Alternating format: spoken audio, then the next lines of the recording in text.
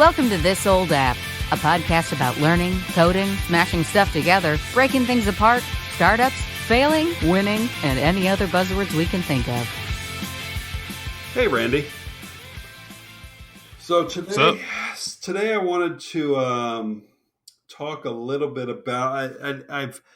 I've come up with an app idea, so I figured we'd talk through it. You being the more experienced in React Native than I am, I need a little guidance on ideation and will this work? Well, can I use React Native or do I have to go on pure native for watch devices? So,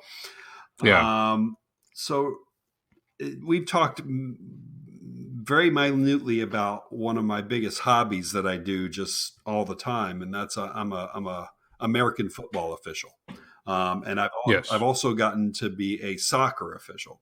So for the remainder of this podcast and likely the remainder of time that we talk about any of this stuff, when I say football, I mean American football. When I mean what the rest of the world calls football, I'm going to say soccer. So I'm a referee in both sports. And now I'm going to get the jokes out of the way first, this means you're moving to being a ref means you hate athletes and you hate winning and you hate fun related to athletics. I hate fun. Correct? I hate fun. Just leave it there, and that's my job, to take all the fun away from sports. So that satisfies my referee jokes for the whole episode. For this episode, because I'm sure there will be more. So which we've actually talked about a different podcast on just that subject, but that's neither here nor there for the moment. Yes. So both sports and referees and usually when you talk about soccer, you use the term referee. When you talk about football, the referee is a specific official on the field. So you usually talk about officials when you're talking about the collective group.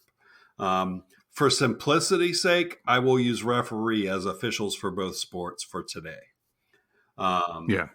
So in soccer, the referees all have watches so that they can keep time of the game. It's super secret referee time that's kept on a soccer official's watch. Nobody else can know what it is, and it's most of the time made up. So there's my referee joke for the day. Now I'm glad this is being told to us by the other side. Let's put it that way. That's not true, obviously, but it feels that way as a fan. It certainly feels that way from time to time. So, but what I've noticed is there's a decent amount of actually soccer specific watches on the market today. They keep the time, so you can set it to 40 minutes. You can set it to any number of downward 5-minute increments, 45, 40, all the way down to like 20, which is like your middle school games. And in addition, there are some watches where you can set the color of the teams and then track the yellow and red cards as well, right on the watch. And that's without it being a full-blown Apple Watch or Android Wear, which is awesome. That does not exist as much as to big a degree in football. So in the United States, I can't. There are thousands of football officials. Now, I will say that in my experience. Limited experience, football officials tend to age older and more technophobic than soccer officials. So the idea of football officials getting comfortable wearing an Apple Watch or an Android Wear watch on a football field to use is a barrier. Okay, so can we stop? Let's stop there. Right here. Yeah, let's stop there. I want to back up, or maybe back up I want to ask about problems. Okay, let's do that. The watches are the watch apps in theory are solving a problem. It's a solution for it's the not soccer. The problem. Sure. So let's go for back the soccer ref. So tell me what the soccer ref problems are. So what does and that's what I essentially laid out is what does a soccer referee need to do? He needs to keep time. He needs to, and we all have notebooks that we keep on our persons, that we take out after every score, after every card, or things like that, and rewrite things down. So what the current soccer referee watch app does is it keeps time, it keeps score, it keeps count of reds and yellow cards and the number of the player given those cards too. So all those are problems that referees have to solve. How do I keep track of all this? And like I said, we keep it in the notebook, but I can tell you, I got rained on the other night and I pulled my notebook out and it was a paper mess. Now there are some other solutions of writing on plastic, and it doesn't always work all that well. That doesn't work much better either. So let me ask a question as a fan. There's no one in the media booth keeping track of this stuff for the folks on the field? At your higher levels, sure. At the high school level, absolutely not. Okay. At the high school level, for sure not. So the requirement of the job is to track certain bits of data that are happening in real time on the field. Right. And the problem is that the tried and true pen, pencil, paper notebook has problems with weather. And what other problems do pens and paper does the current solution represent?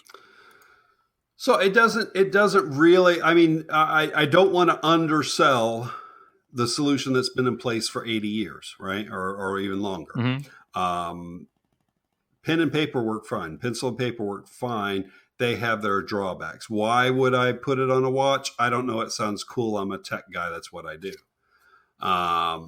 And the fact that a well-built app already exists for soccer refs, and it's at ref6.com, refsix.com.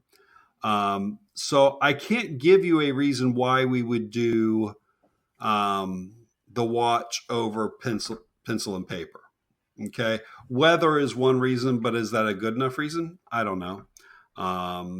It's also, there are also minor things like being able to download that game information to your phone after the game and ostensibly put it somewhere. After every game, one of the referees has to go back and report the score of the game and the cards given. So to have that information is useful, and I haven't lost a piece of paper in the meantime. But again, these are little issues that don't really justify using a watch over using tried and true pencil and paper. Okay, so then can you, on the features that you've seen on the soccer app, is there anything that they offer on the soccer app that you're like, wow, I wish I had that in my role as an American football ref? Well, so it's a little different on the American football side. So there we have clocks. One of the referees keeps the game time on his watch, but in most high school games, you've got a stadium clock that you use. That happens most of the time in soccer, but not all the time. Sometimes we run without scoreboard clocks, so that's why it's vital in soccer. But in football, for the most part, the time's kept on the stadium clock. But there are play clocks, which every time you run a play, you have to run it. You have to start the play within a certain amount of time. In high school football, it's 25 seconds. So there's one referee that has to start the clock before every play to count down that 25 seconds. There are special purpose watches and buzzers just for that. That exists. But let me talk about the record book we have in football. We track a larger number of things in football, actually. Within our book, we will track things like the timeouts that have been taken, the location of the ball at the end of the first and third quarter when you change ends of the field. We put that on our pen and paper as well. We track the official timeouts. We track unsportsmanlike penalties, because if you get two of those, if any one player gets two of those in a game, he's disqualified. So we have to track that as well. So none of that exists in an app form for a watch in football. The most football specific thing I've seen is a buzzer that you wear on your belt that can run that play clock that we talked about. But that's about it. Everything else is pen and pencil and paper. How many, in a high school game, how many American football refs are working at a time? In a varsity game, 5 is usually the minimum, up to 7. Okay. So then when you're all taking this information down on paper and pencil, are you all doing it? Does all 5 people, are they tracking the same exact data? Yes.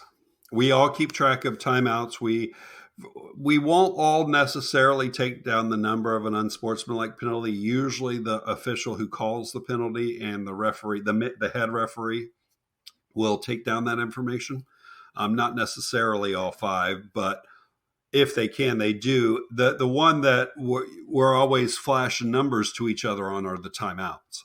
So after timeouts, we'll all hold up 1, 2, or 3 fingers on each hand and wave them at each other, just so that we all agree that how many timeouts each team has. So that's an interesting aspect, is that you all have this information source of pen and paper, but you are transmitting the data through even more old school of visual hand signs for certain pieces of data. Sure. You're all, in a way, you're all making votes on, this is my recollection, this is my tracking, and then the head judge or head person takes those votes. And I guess what happens if there's a discrepancy? Someone says 2, someone says 3. If there's a discrepancy, we'll usually get together, talk it out, and figure out what we come up with as a collective. Usually, if there's a discrepancy, usually only one person has it wrong. So the person who has it wrong, if he flashes the wrong numbers at somebody, they'll flash back their numbers, and then he'll go to somebody else and they'll flash back the same numbers the other person got, and he'll eventually change his mind.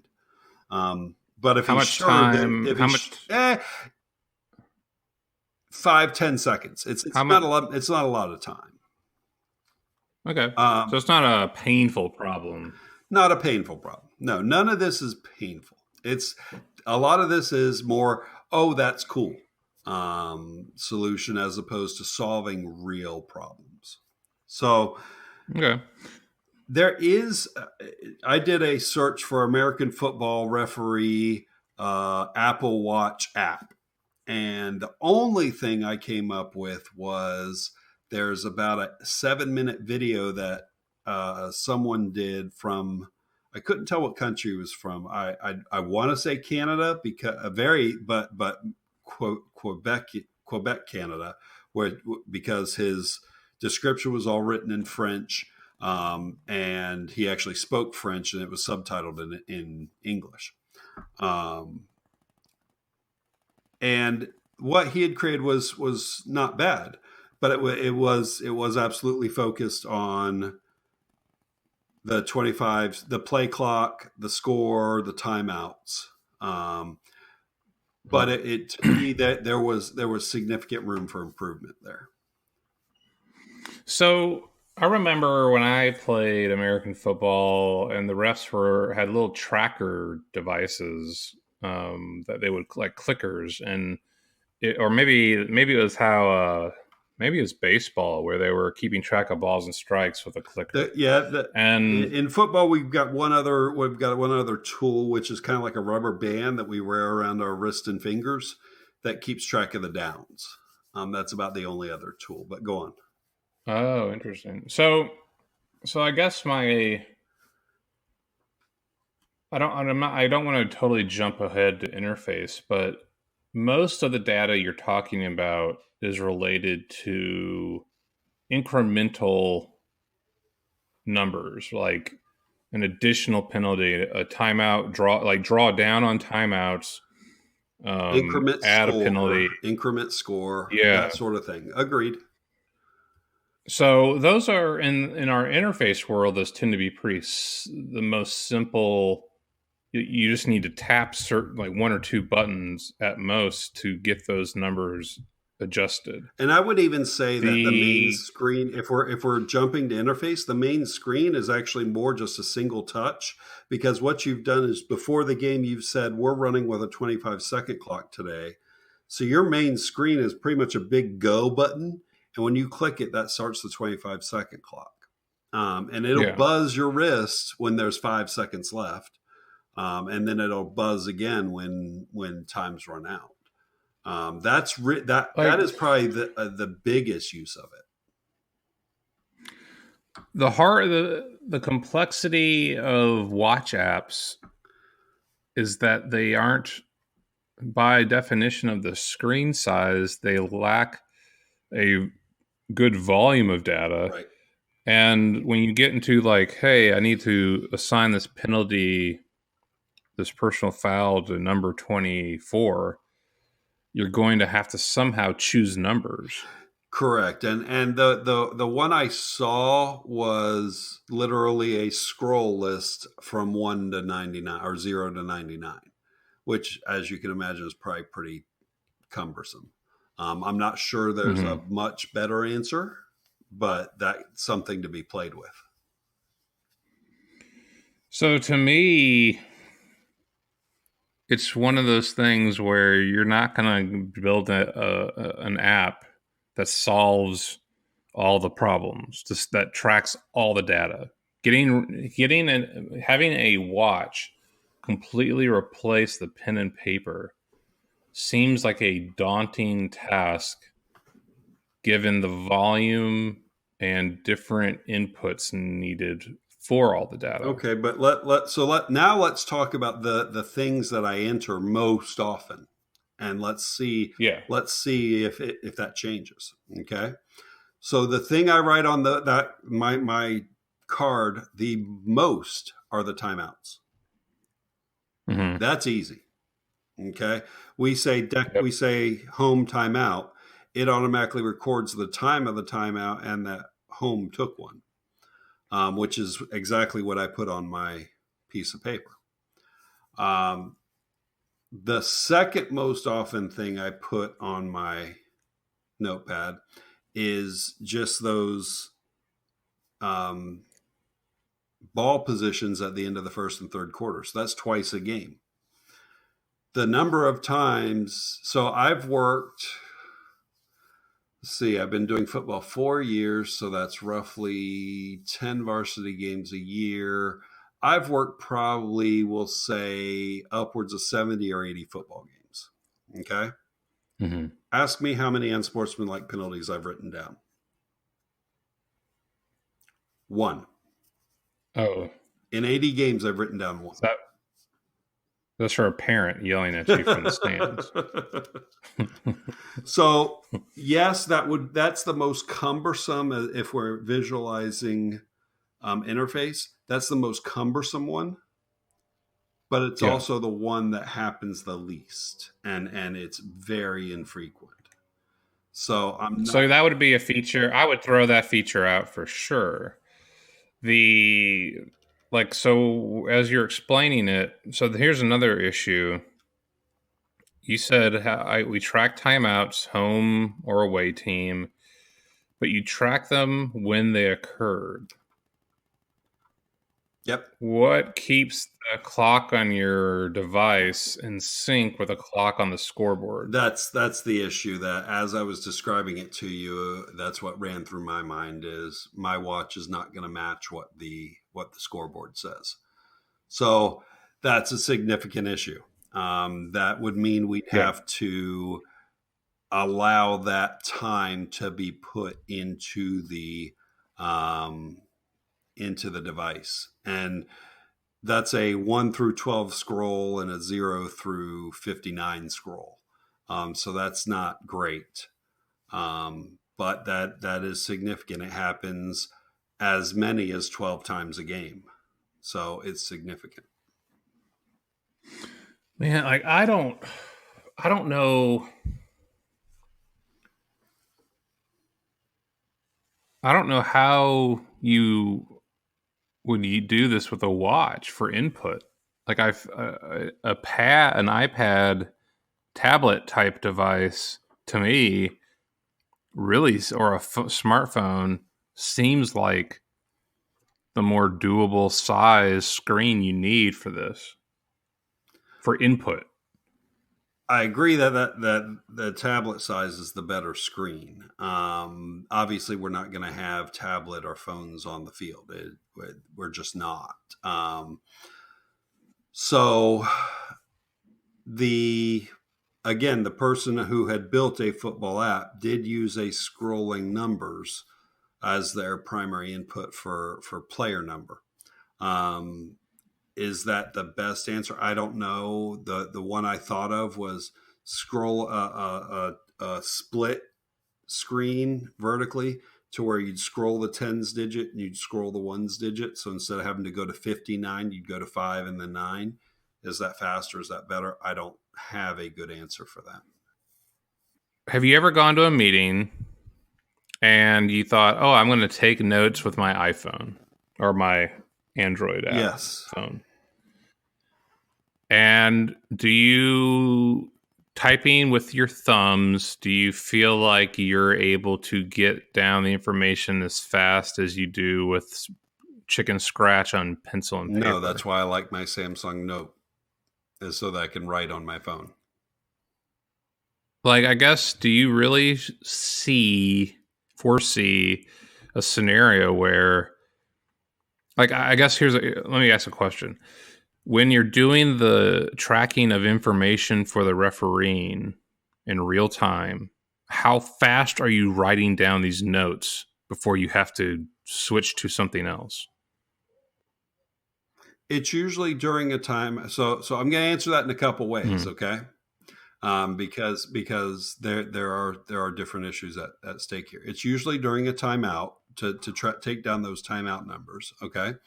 So then I'm not usually rushed. If I'm one of these sideline officials, I'm probably writing that down while I've got a coach in my ear, asking a question, asking a clarification on something. So usually I'll write it down and then address this question, or sometimes I can do both at the same time. Let's change that. Let's talk about the perception of it. Sure. Okay. Everybody's used to looking at a football official with a pencil and paper out writing things down during timeouts. It's not something you're conscious of, but if I say it, you're like, yeah, you're right. I've seen that happen. Now envision an official, instead of writing things down during a timeout, he's scrolling things on his watch. What's the perception difference?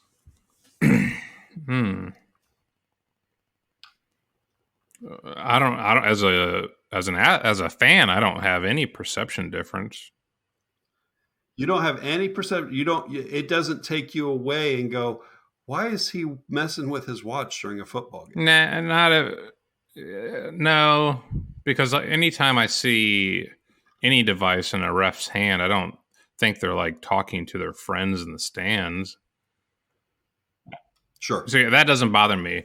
What I would, as a user of a Apple Watch years ago, but I don't anymore.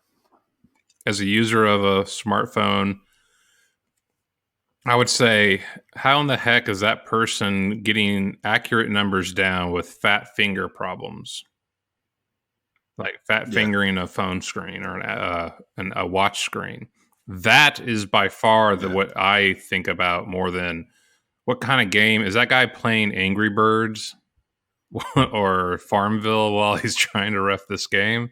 Like that doesn't Sure. cross my mind. It's more of that's got to be cumbersome trying to type things on that watch. Yeah. So I think we've talked around this whole thing, and I think you've convinced me that, and just talking it out's convinced me it's probably not a direction I want to go for football. I think for soccer I can get away with it because I think it's more accepted there, and I think there's more going on there. It's not as vital that I know that there are no timeouts in soccer, so I don't have to know that the timeout was taken at 18:59. So it was more, can I bring that same technology to football? And I think we've talked around it and kind of I've come to the conclusion that we're probably not there yet. And I don't know how we get there, if at all. To me, but I want to kick this out. Why would a watch help anything is kind of the question. And so you've already talked about a problem that you all are taking information down redundantly and then transmitting some of it across to each other by old-fashioned hand signals. And then there's somebody in the media booth also redundantly tracking data.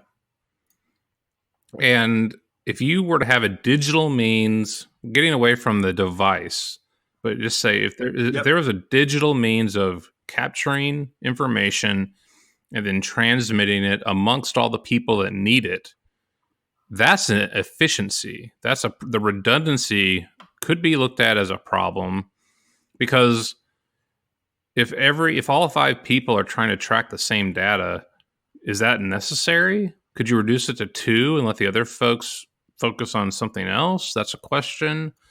Does the media booth need to have an additional person tracking what the refs are officially tracking? Does it speed up the time that is displayed to the fans or to the gambling community about what's going on? Those are problems that I'm curious about, which would perhaps pay for the cost of the devices, because overall it's saying, hey, we don't need 5 refs. We've introduced a device that allows us to get rid of the additional referee. We've introduced a device that allows us to be more economical about the number of people that need to be part of this operation. We are able to slice off 10 minutes of a game because all the refs have on a watch all of the presentation data. So let's say you can't track the data on a watch because of the limitations of screen size. But if right. You're the head ref and you can look at a watch that shows you the key information you need, instead of pulling out a piece of paper or asking the other refs, I feel like you're getting to quicker, more accurate decisions, because technology is facilitating the capture and distribution. Does that make any sense? There might be something minor there. You're not going to reduce the number of officials just because your record keeping got more efficient. At the end of the day, there aren't more officials on a field just to keep records. The officials are on the field to watch the players. Yeah. You put more officials on the field so that you can get more 1-on-1 or 1-on-2. You can get more eyeballs on the field. Officiating a game with 4 football officials, which is what we do for JV and freshman games, versus 7, which is what we do for playoff games. We've just almost doubled or really halved the amount of players we have to watch. All of a sudden, I can stay with the tackle a little bit longer to see if he's going to hold. I don't have to hurry off that tackle to go watch the wide receivers, because with 7 officials, we got people watching those receivers now. So it's not a case where the record keeping is why we have officials. If there were if there were an app that somebody in the booth had that tracked the timeouts, let's say even an official tracked the timeouts and tracked everything, and you could look at it on a watch. I'm not. I don't think that really solves a whole lot of anything. Mm-hmm. Because you'd have to. We have an official in the booth. His job is to keep time and keep score. It is not his job to keep. If you've seen a football scoreboard, it's got down and distance and what yard line it's at and the number of timeouts and that sort of thing. It's not his job to do that. Sometimes we will do that if we're not too busy with the clock at the moment. Yeah. But it's not the official timeout count. Okay, so there are places on scoreboards for timeout counts, but that's not the official place. The official place is there on the field with the referees. So I don't think that changes even if you've got something displaying it on your watch. So I hear where you were going with it, but I don't see that would change a whole lot. Okay. I mean, to me, you haven't presented to me a problem or a painful scenario that would warrant there being a good number of people wanting a device to solve the pain, I guess. Okay. So here's the reason that I wanted to build it, because I wanted it and because I thought it was cool. Yeah. So, but that said, I can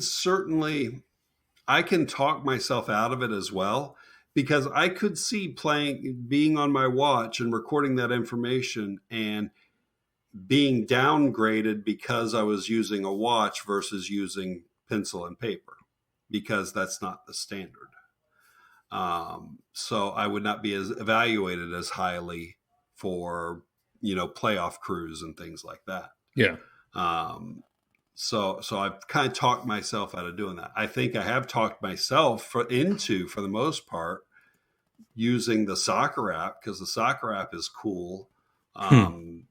People currently use it, and it even keeps things like your heat map, where you were on the field and how much you ran and jogged and walked and sprinted and all that. And I think that's cool. Now, I don't have a smartwatch. I don't have an Android watch at the moment, and I'm not going to go buy one just for the soccer app.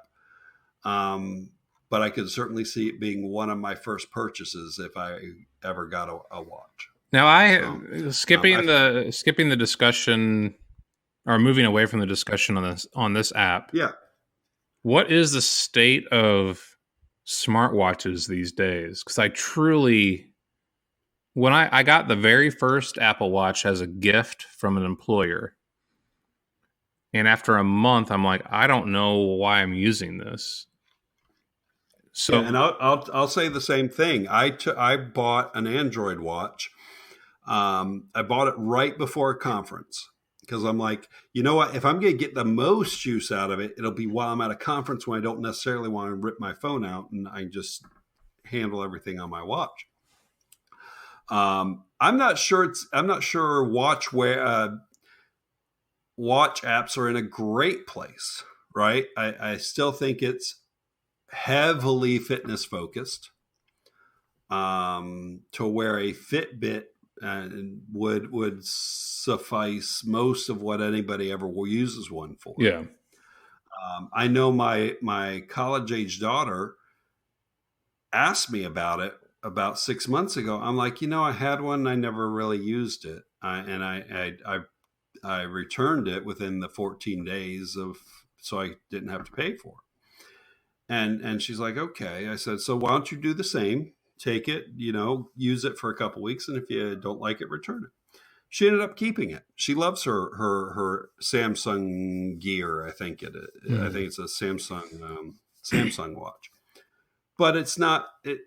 I can't even tell you why she likes it. She likes getting her text messages on her wrist. Mm-hmm. I found that to be I get so many messages in a day that it's almost overwhelming on my wrist.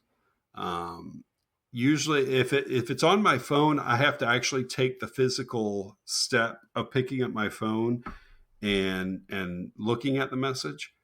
If it's on my wrist, I was immediately turning my wrist to see what the message was. So all of a sudden, every message became an interruption. And I decided that wasn't useful. So that's where I'm not sure watches are, I still think they're in way early adopter phase for anything but fitness. Now, so here's something interesting. If you were talking to a business person and they look at their phone while they're talking to you, you think, oh, this person is like looking at text messages or notifications while they're supposed to focus on me. That person is distracted. Is there any difference when they look at their watch and look at the time? Or no, because then you get, there's a difference, but I'm not sure it's any better, because if they look at their watch, they must need to be somewhere.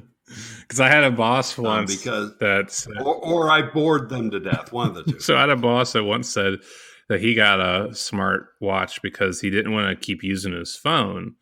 And as soon as he got the watch, he quit using his phone. But then when we were talking, he kept looking at his goddamn watch. And I'm like, yeah, do you need to go? And he's like, oh no, it just buzzed at me. And I'm like, I ain't any better. Like, at least with my phone, I can just choose to ignore the buzzing. That's what I was saying. Is it was instinctual. Whenever my wrist would buzz, I would flip and look, and I never got myself out of that habit in the time I had it. Whereas a phone, I can let those messages pile up if I'm in the middle of a conversation. Yeah, so I feel like I agree. I agree with you. I feel like once a year I hear about Apple's really dedicated to the watch, and I hear people talk about it, but I don't hear anyone talk about the watch. Like, I don't. But Randy, I want a soccer ref watch app. Well, you can have that. I want to wear it when I'm refereeing soccer. I'm going to go buy a $300 watch just for that. Hey, I just bought a Nest thermostat, the Nest Protect for the fire and CO2, and a Nest Yale lock for the front door. All nice. Now that's about $600 of stuff, if not more, for a house. Right. I'm replacing all of those. I'm replacing existing technology that was already installed in the home. Only the smoke detector was actually not to code. I needed to do that regardless, but I could just use a good old fashioned key on the lock, the front door. I could have the doorbell that I'm going to still install. The existing one makes a noise when someone pushes a button. The thermostat was working. I wasn't able to change it from my phone, but it was still working. So I think I win the award for frivolous purchases of smart technology just between the two of us right now. Now, I do. The thing is, though, is I bought a smart light bulb, and I was sitting down and I changed the color of it, and Megan instantly was like, how does it do that? I want to do that. How does that work? So, it's cool stuff, and I kind of like the fact that I'm getting more control of certain things and have more information. Our house is going to be more of a social type of place than previous home, and now we have the ability to know kind of who would be opening the door and stuff with that kind of notification. But there's a lot of this tech you don't always know, is it hype or is it utility that is drawing me to it? Yeah. And I know it's hype and I love it still. So well, and maybe we need to come together and I don't know if it fits this podcast, but You heavily invested in the Nest family of products. Yeah. And that was after some discussion with me. I had gotten a Ring video doorbell, and in the meantime, we've actually it was on sale on Black Friday, and I couldn't pass it up because we'd been looking at it. We got 2 Ring spotlight cameras for either side of the house. So we heavily went into the Ring side of the Ring family of these devices. So it'll be interesting to see as we mess with them further what we find out between them. And this is because you felt like you were missing out on these videos of raccoons and armadillos circling your home at night, right? That's exactly why. It had nothing to do with the fact. I mean, I don't know if we've talked about it on this podcast where we've had packages stolen off our front porch, which is not why we got the video doorbell. It's actually the video doorbell is what allowed us to know that it even happened. Yeah. We got the video doorbell because our doorbell was broken. And I was like, well, heck, if I'm going to go through the effort of wiring a new doorbell, I'm just going to buy a video one. Yeah. And then once I had that camera technology, I was like, with 2 more cameras, I can cover most of the entrances of my home. And I've also, about a year ago, somebody broke into my car. I'm in the driveway. So now I've got a camera out there. Does that mean I'll catch the person? No. It's a spotlight camera. So that motion is going to trigger a spotlight, which in and of itself, will deter theft. I know my notifications on my phone's gone up like 50% since I put those cameras in place, but that's a different problem. So I have a doorbell story that is an interesting story of today's technology and what you can do. So in order to install this Nest doorbell, Nest Hello device, I had the siding of our new home is cedar and it's at a slant, and the phone device and plate the mount is completely for a 90-degree plane. And so I go online, I start doing the search for Nest Hello installation on a slanted siding, and I find my way to Reddit, and there's a Reddit page where people have talked about how they dealt with this issue of a mount that works with a slant. And so then I end up on a MakerBot type of site that has molds that you essentially specify the mold pattern you need, and then you send that to a Thingbot type of deal, and you basically go through the process of crafting your own 3D printed mold for the correct angle of your mount for $20 and have it shipped to you. And then I'm waiting on that mold to come. But I was just like, this is a do-it-yourself culture that I have not been a part of. I've been a part of it in the ingenuity of code, but when it comes to home repair and in real world holding something, I've never done 3D printing like this. So it's just an interesting new world of oh, you know what? I could solve some other problems printing out some plastic stuff. But yeah, I'm not going to spend more time on that right now, but it's just an interesting part of problem solving through untraditional means, I guess. Sure.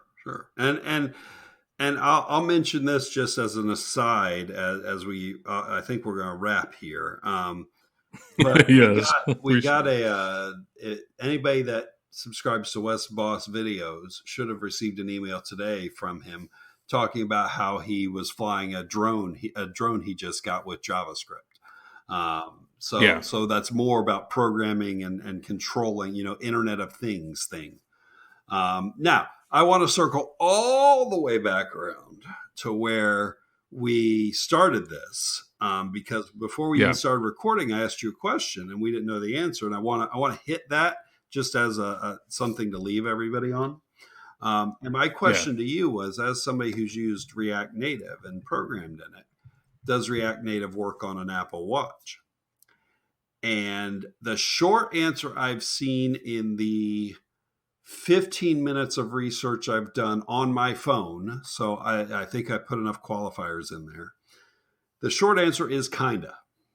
Yeah. But it's not, that's not the best language to be using for an Apple Watch.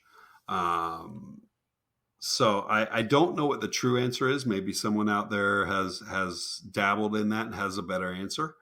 But it looks like the answer is kind of, but you should probably be using Swift instead. So, yeah, I mean, my thought process would be the watch is facing all of the same issues that the original iPhone had: memory, heat, the governors placed on it by Apple, its access to the API. To me, if you're really, really trying to be as efficient as possible with your app, you have to go with Swift or Objective C to code that thing, because I don't think React Native has anywhere near the efficiency that you need when it compiles down to the native code. Yeah, I think that would be my guess. Short answer is, if you want efficiency, JavaScript's probably not your language. Yeah, because again, it's a scripting language. It's not a compiled language. It's a scripted language. I think you want to get more to your compiled languages like a Swift. You know what? I said Swift's compiled. I don't even know that for sure, but I assume it is because it's an Apple based language. Yeah. So I think it is. So that I wanted to get full circle back to that, just because that was the question I came into this with, and I want to make sure we answered the question I had before we started recording. So if anybody knows differently or has had interesting implementations of React Native on a Apple Watch, please let us know. So what I think you really figured out is that you need to quit looking at Apple Watches and look for waterproof paper. Yeah, like I said, yeah, for sure. Like I said, the thing I used the first 2 years was actual piece of plastic, white plastic, and you could write right on it, and it held lead pretty well. But I will tell you, by the fourth quarter, it also smudged. So by the end of the game, it had smudged a decent amount to where it was almost unusable. So I went to pencil and paper, and as much as I portrayed there being a weather issue, that paper goes inside a little folder, and I've rarely had a water damaged piece of paper. So it's not a significant issue. Okay, I'm not going to let us in this yet. Here's my idea now. Go for it. It's not a phone. It's not a tablet. It's a small. Let's take a. You wear it on your wrist. It's like a Surface type of touch screen, but it's maybe only, if you were to take 3 watches put together, and that would be the width of the screen. Sure. And you have one of those touch pens, and all it does is you write down some kind of worded code of what you're tracking, and it compiles each of those lines, so that on your watch, maybe on the other arm, it is keeping track of data. But let's say you put HM for home, timeout for TO, and then you look at the clock and you write down the clock time, and then you hit save. So you've essentially, using chicken scratch, so to speak, handwriting, you've recorded the data you wanted. OCR then takes over and compiles it onto a database that is synced up. So you're still doing the quick and fast writing on a small screen that's on one wrist. But if you want to see visually the data that's being compiled, you have a scrollable interface on your arm. Okay. Like, to me, that's the input problem is solved that way. So you've just invented a new device that no one will wear because it's super large. You've invented a new OS that to run that device that no one will wear. But the chicken scratch you're talking, if you remember, and this was probably in your kindergarten days, The Palm Pilot had graffiti language. So it was similar to an alphabet, but it was just slightly different. You had to know, like a K was more of a swirl than an actual K. And I kid about it being when you were in kindergarten, but it was when I was just out of college, if I remember right. But so I reinvented the Palm Pilot. Yes. But all I have to do is say I'm disrupting the referee industry, and someone in the valley will give me the money. That's all I have to do. No, the people in the valley will be like, "What's football?" They'll know what soccer is. They'll know what soccer is, and that's why soccer is further down the line. So anyway, all right. So I think we've meandered around this topic enough in order to get to the exact place where we started, which was we're not doing it. But good conversation I to do talk think around. That there's here's the thing. You should always call someone and talk to someone to play devil's advocate with your ideas. Because your idea isn't bad. It's just, is it pragmatic and practical? It's only cool to me. Or, yeah, and sometimes that's okay. That's fun, and you should build it. The thing is I was knocking it down as a critical devil's advocate. But if at the end of the day you want to have fun and you want to build it for yourself, then forget everything I said and do it. Yeah, for sure. If I didn't already have 10 other things I wanted to get done, then I would just do it just for the fun of it. But I do have 10 other things I want to get done. And in talking it out, I think I came to the realization that it sends the wrong signal for me to be actually using it on the football field. We haven't talked me out of using it on the soccer field yet, though. That I might still do. So, all right, very good. So we will talk again soon. All right, later. Thanks for listening to This Old App. Show notes and previous episodes can be found on our website at www.thisoldapp.online. Reviews on Apple iTunes are always appreciated and help promote the show. For questions, comments, or things you would like to hear on future shows, please email us at hello@thisoldapp.online. Show music is Guns Blazing by Fab Claxton, licensed by Pond 5. Voiceover work by MeganVoices.com. You'll hear from us soon.